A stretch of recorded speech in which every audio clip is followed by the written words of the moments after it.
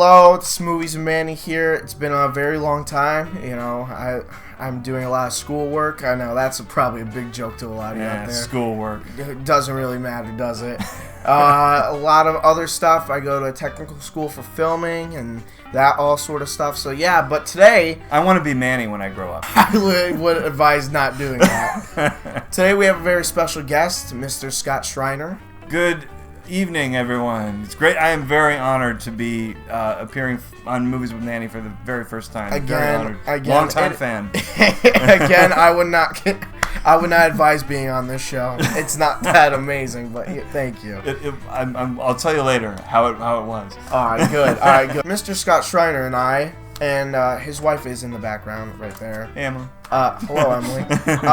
We're all very big fans of Star Wars, and I thought this would be the perfect opportunity to bring back Movies of Manny with a great collab review of a very fine film. Oh, yes. We will dig deeper into that, but the new Star Wars, The Force Awakens, has came out last Friday. If you didn't know that, maybe you're living under a rock or under a Christmas tree or you whatever. don't exist. Or you don't exist, exactly. But yeah, no, we are very big fans, so we wanted to do a nice review.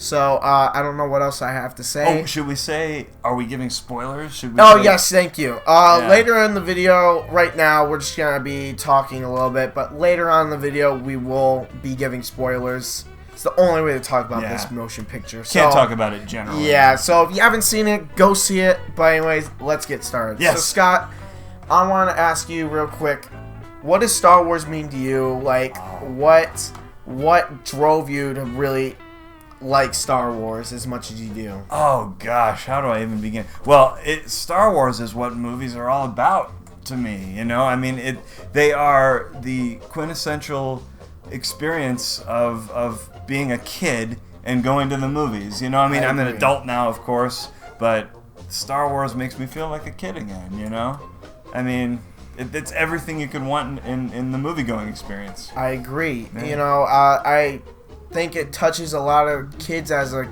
I don't know what I'm saying. I think it really hits a lot of people when they're young. You know, you saw it when you were young. Yeah, saw my first Star Wars movie when I was 5. And which one was it? It was actually Empire Strikes Back, but my parents had seen the first one and had told me the whole story, so I knew the story going in. And then about a year after Empire came out, they re-released the original, so I saw that. Okay. Yeah, so I saw them all many times in my early years. Yeah. That is very awesome. Before VCRs. Exactly. Wow. Yeah, so you had to wait until the next re-release to see these things. Yeah, exactly. And I remember being at my cousin's house when I was about 7. We didn't have a VCR in my house yet, and that was still a few years away, and I had never heard of a VCR. We're sitting around having Thanksgiving dinner at my cousin's house. My cousins are thinking, hey, after dinner, let's watch Star Wars. And I went, what? What does that mean? And they explained to me the concept of a VCR, and I was like, I ran into the other room where the adults were eating Thanksgiving dinner, and I said, Mom, Danny and John can just sit in their living room and watch Star Wars whenever they want to. My mind was blown. Wow. Yeah. See, I grew up on DVDs. Like, I remember holding the Phantom Menace DVD. Yeah. Oh, yeah. Yeah, of all the movies. But but it's still exciting. Yeah, no, me and Scott were just talking about this. We just got back from seeing it. He saw it for a third time. This is my second time seeing it. But it's fresh in our mind. Yeah, so we just got back and we were just talking about this. You know, every generation has a Star Wars. You know, he grew up with the original trilogy. I sadly got picked with the prequels, but you know, they're part of my childhood. And then also all these newcomers will be growing up with this new trilogy and new set of movies coming out. And we were talking about how the whole Star Wars thing, it just transcends generations, you know? Yeah, you're sitting there in the theater with, there's old people, there's middle-aged people, there's kids, you know, people your age. Exactly. Yeah. You know, it's a timeless tale, and a lot of people just think, you know, Star Wars is just a movie, you know, big special effects, that's what all it is. No. I believe Star Wars is something way more important in society and culture, and it really shaped movie making today. It really shaped life today. It had a huge impact on everything. And it's simple. It's simple. It's good and evil and everything. Yes. But it's also more important than it's sometimes given credit for. Like Exactly, you say, exactly. Brings people together. Yes, I've never had a movie-going experience where I felt so welcomed with everyone in the audience. And this movie, particularly this movie, because I saw opening night, I think you did sure too. Did, yeah. And it has a whole different experience. People are applauding. And, cheering, and I hear people whimpering at parts. So, it's just a whole ordeal. So, now that we talked about kind of the backstory of Star Wars with us, let's hear your first thoughts. Or third thoughts on Force Awakens. This is everything you could want from this movie. I think it accomplishes everything you could possibly want. It's, we've all had this movie built up in our minds for the past couple of years since it was announced. Oh my gosh, they're finally going to make Episode 7, the sequel to Return of the Jedi. And we've all had, I know I have, had really kind of high, out of this world expectations for it. Yeah, I did too. And I will admit that there was part of me, I figured I was going to love this movie, but part of me was thinking, is it possible that my expectations are too high and I'm going to be let down? People in 1999, well, I mean, it's happened before, right? So, but this one, just, they know, the people that made this movie understand on a fundamental level why we love Star Wars, what's special about it. It's this rollicking, fun adventure. It's my father-in-law tonight, actually, who saw it for the first time. His first reaction was, and I thought this was a perfect way to put it, he said, it's vintage Star Wars. Yep. It's basic Star Wars, and I mean those in a I'm using those words in a really complimentary way. Yeah. You and I like the prequels more than the average person, maybe, but they're weaker than, obviously, and there's in this new movie, there's no convoluted politics. It's just it's exactly what A New Hope, Empire, Return was. Yep. It's not overcomplicating things. It's boom, this is the storyline, this is the characters that are going with it, exactly how the original trilogy was. Oh yeah. Yeah, and I will say this is my second time seeing it. It was everything I imagined. I remember sleeping at night, having dreams of me in the theater watching Star Wars, and just melting over how amazing it was. And I hate over saying things and over making things how they are in movies, especially because I love over talking them and making them seem better than they actually are. But I do it too. I will say, it's hard, it's hard to not do, but I will say that this movie is something special in a time where Hollywood is overpopulated with movies that are just cash fills and all this stuff, and Hollywood's kind of infected. And this is a movie where I think it is special to a lot of people. It's got heart. Yeah, it has a lot of heart, and J.J. Abrams especially knows how to do that. He did the Star Trek movies. Did it great with Star Super Trek. Super 8 brought back all the Close Encounters, E.T., those kind of movies. And again, he does it with Star Wars, and it brings everyone together. And a lot of movies these days do not do that. And JJ, what you say about J.J. Abrams, I think what you're touching on there is, this is a guy who clearly, he's a child of the generation that grew up being introduced to this type of movie. Yeah, he's the fanboy who knows how to direct and loves movie making so much that he has the talent to go out there and make these awesome movies.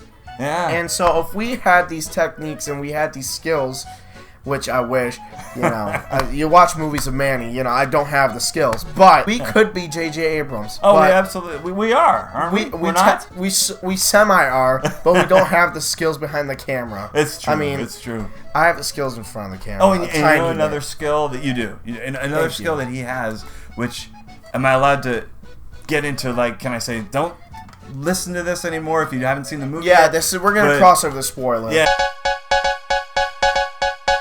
I think one of the first indications in this movie that it's made by a guy who gets part of what was great about Star Wars is the line when Kylo Ren is confronting Poe Dameron on the village in Jakku, and there's that moment between them. It's really tense, and then Poe breaks it by saying, "Hey, what happens? You talk first. I just can't understand you with all that." And it's like, oh, this is going to be that kind of movie. Yeah, exactly. They got the humor back because the prequels had no humor.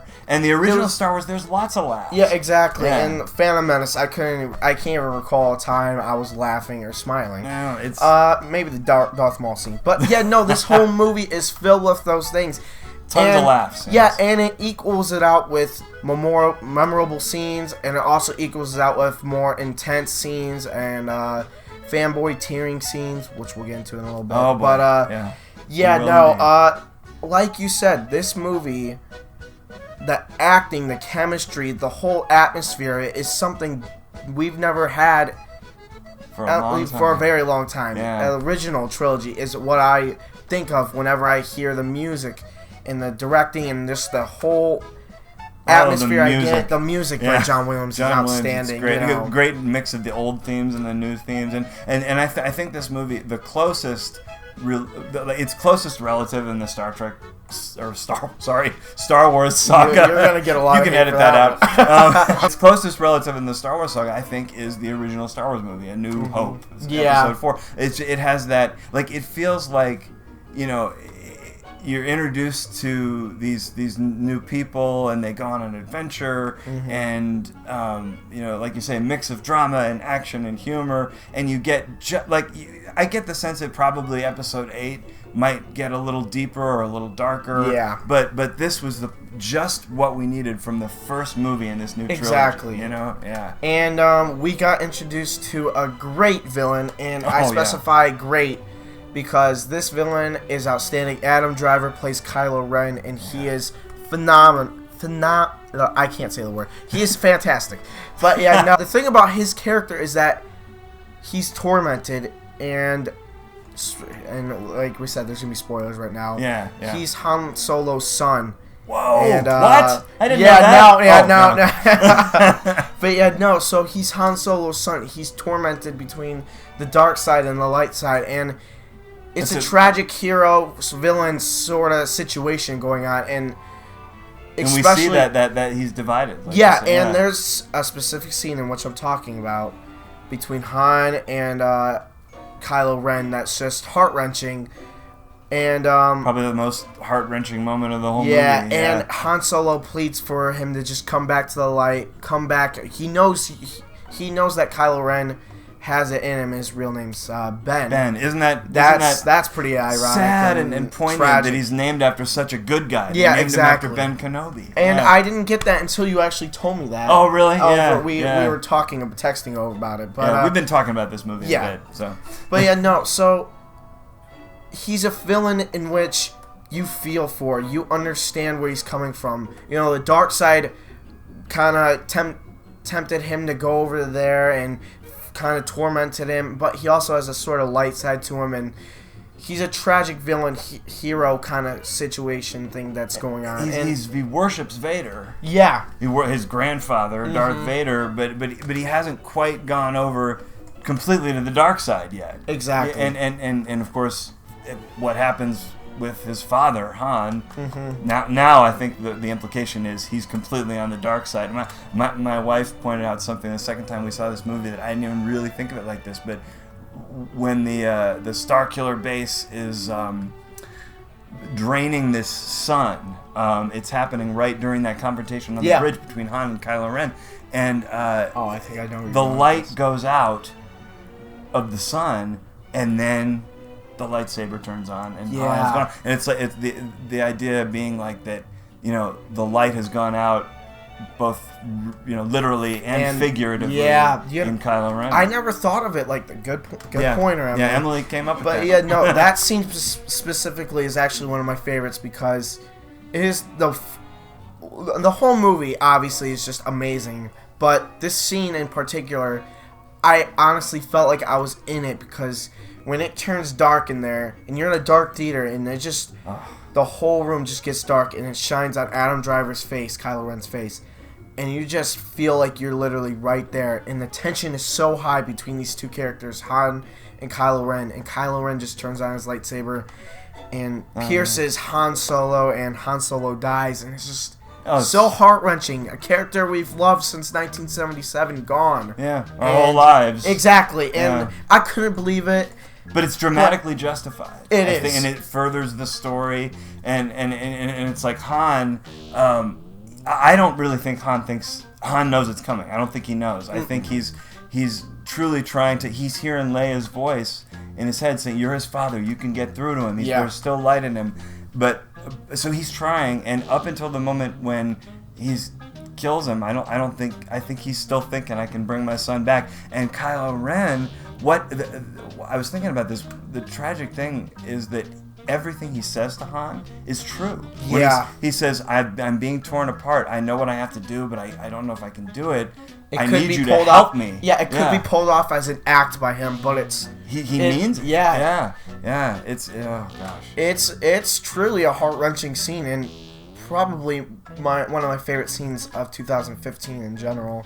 It really just... And like you said, it furthered the plot. They could have easily just killed off a character we all loved because they can, you know, to make a shock value happen. But no, this happens for a specific reason, and it furthers the plot, and it really sets the whole tone for the last 20 minutes of the movie. And the last 20 minutes of the movie, can I say, as much as I love this moment that we've been talking about here, which of course is what everybody's going to be talking about, my favorite moment in the movie, and I realized it tonight when I saw it for the third time, your second time, is the moment when Kylo Ren is trying to force pull the Luke Skywalker lightsaber to himself, and Rey pulls it to her instead. Yeah. That is just the moment when she becomes the hero. And I love these new characters. As happy as I was to see the old characters that we see, and Han and Chewie and Leia, they're used so well in this movie, 3PO and R2 and everybody. But I love Finn and Rey and Poe Dameron more every time I see this movie. Like they're great characters. It's fun to get to know them. Rey is outstanding. I love the whole little dynamic that they've got going with her throughout the movie, where you see that, and I don't think this is an insignificant thing. She's this strong female character, and the movie goes out of its way to show you several times that like somebody's gonna go rescue her, but she doesn't need any help. She's a powering female, which we have gotten a lot this year. We have Furiosa from Mad Max Fury Road. One of the best performances of the year. Yeah, Charlize Theron. Yeah, and there's a couple others I can't think of at the moment because my mind's just Star Ex Machina, Wars. maybe. Ex Machina, Alicia Vikander, yeah. But yeah, no, it's definitely a trope that works for this movie, and it's something we haven't seen. Yeah. We've been following Luke Skywalker and Anakin and Obi-Wan, but now we get to follow Rey, which I really do like that. It's a great attribute that a lot of filmmakers are adding to the movies, and I really like it. I really dig it. And like you said, the new characters in this, I don't want to say overshadow, but you love them just as much as these old characters, and that's so hard to do. I'm closer to that than I thought I would be. Yeah. I walked into the movie thinking, okay, now I'm probably gonna like these new characters, but they're never gonna be Han, Luke, and Leia. Mm-hmm. And after seeing this movie 3 times, and I'm starting to digest it, and I'm starting to get to know it, I have to say I'm already adoring them more, on a deeper level than I thought I would. Yeah. Considering how much Han, Luke, and Leia are part of your part of our lives. Exactly. And speaking of Luke, the last shot in this movie to me could not be more perfect. Exactly. And you know what we're talking about if you've seen the movie, and if you haven't seen the movie, why are you still watching? Yeah, that's beyond me. You're gone at this point. But no, that last whole scene between Rey and Luke, you have a great theory on it, but I just want to say, she hands out the lightsaber, and he just looks at it, and he has this, like, come join feeling, us. Yeah, this whole sense, I could tell in his eyes, and that's Mark Hamill's great acting, right there. But, certainly one of the biggest things about this movie is the fact that I think it raises as many questions as it answers. It does. For future installments, and one of the big, I think maybe the biggest question is, who is Rey? And my first thought was, is she Han and Leia's kid? But I'm thinking, I don't know, because they don't talk about having a daughter. They talk about having a son. They only focus on him. Yeah. So then I'm thinking, okay, maybe she's Luke's kid. Maybe she's somehow Luke's daughter, and we're clearly gonna find out. Luke is clearly gonna be an important character to episode 8, I would think. And so maybe we're gonna find out who her mother is. Or who her mother was, and how she came to be, and how she came to be on Jakku, where she'd been abandoned or something, and why was she abandoned. But I feel like, my feeling was, if she's Luke's daughter, and we're only given, I think intentionally, glimpses of what has happened in the last 30 years, but we're told that Luke was training new Jedi, and an apprentice, a boy, turned against him, and it was clearly Kylo Ren, Ben Solo, and so Luke kind of walked away from everything and took off, got the heck out of Dodge, and it seems like, maybe to me, if he had a daughter who was like 5 years old, Rey at the time, then maybe he figured, I don't want to do, if he blames himself for Kylo Ren turning out like Darth Vader, then he didn't want the same thing to happen to his own daughter, Rey. So he's got to put, that was a long way of saying that. Yeah. But that's my first thought. I think it's possible that she's Han and Leia's kid too, though. I don't think that's out of the question. I think she is Luke's that's what you're thinking? Daughter, because she has the Force. But Leia has the Force too, though. Yes, but I mean, to a certain extent, Leia hasn't really awakened it from herself. It doesn't seem like she has. So, and Rey, she has it, obviously, the title's The Force Awakens. Yeah. And it's her. Yeah. The Force Awakens in her. And so... that's a good point. I guess that is what that means. Yeah. I was thinking about that during the movie. I was That's what this is all about. Okay. It awakens there. Okay, I see now. But yeah, no, and especially that last scene really brings it to that point that, I believe firmly that Luke is Rey's dad, and just the whole backstory about Kylo Ren, turning on Luke as his apprentice or whatever, and it's all, I feel like it all will come full circle in 8, and it all really does, when you keep thinking about it, it all kind of does make a lot more sense. And we're certainly going to get more of this story in the next couple episodes, and I'm very glad they didn't just overkill it and just said everything and told everything at once. Yeah, I mean, there's been a war. So. There's been a war that's happened, but we're only told little glimpses about it. The First Order and the Resistance and this new Republic and everything, but we don't really know the full story. We don't know exactly who Rey is, and I think they're saving things. And that's very good, because they did that with Empire, where... a lot of the and they ended on a cliffhanger in Empire too, for the most part, where everything wasn't completely wrapped up. They just left Cloud City, and then Luke was getting his hand fixed, and then Chewie and Lando just drove away to wherever, and Lando was wearing Han's clothes for some reason. No, really, watch this. It really does end off that point that there's a lot more questions than answers. Like this map to Luke.